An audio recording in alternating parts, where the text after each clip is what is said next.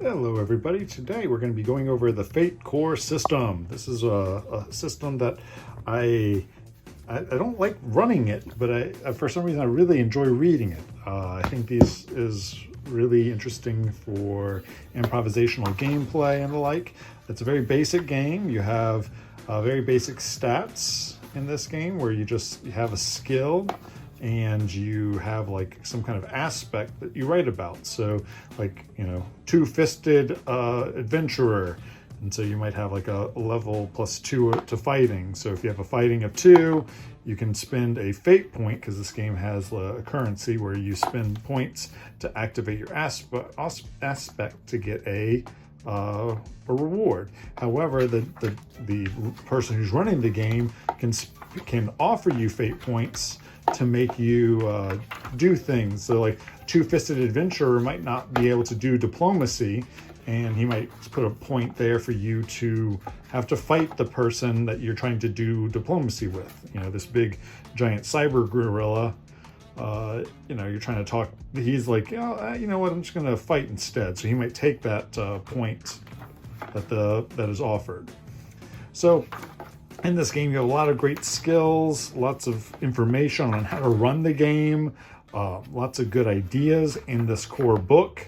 How empathy works, how you have different ways of approach in this game.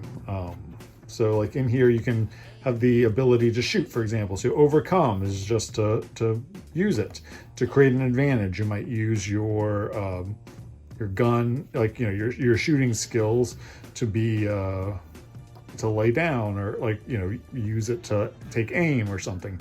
Attack is the regular. Overcome is using it to maybe shoot down like a package on a rope or something.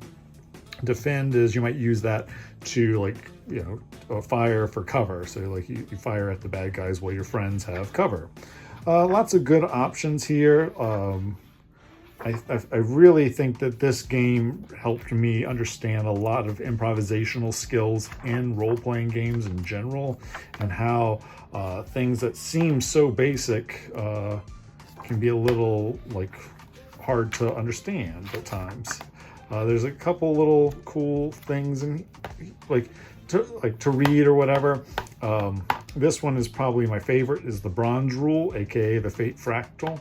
So if you go into a dark alleyway, that's great. It's dark, so you could spend a fate point to add to your ability to hide in said dark alleyway. But there can also be what else? What's making it dark? The lights are burnt out or whatever. So that might be the building next door has no electricity, or is abandoned. So I'm going to use another fate point to make it so that there's an abandoned building for me to go into. So there's all these fractal things. So you can keep adding more and more and more information to what you're spending your points on. So it can get kind of crazy there, but it is a really cool thing, and that helped me do a lot of improvisational gaming. Again, I'm not a huge fan of playing Fate. I've tried it quite a few times to not much success, sadly. Again, it's real simple. This is most of the rules on the back of a bookmark here, but that's it. So there's your ladder of abilities there. That's what your bonuses are, or negatives. Your 4 actions you can choose for almost any skill. You have the 4 outcomes: fail, tie, success, or success with style. Invoking, this is when you spend a point. You get all that there. Compelling, so you can use this to make things happen. For the most part, this was, I think, very informative. When people say they like Fate, I respect them. I think it's a great, fun narrative system. And I really do have quite a few of these books, and I very much enjoy reading them for what they can teach me and push me to becoming a better dungeon master.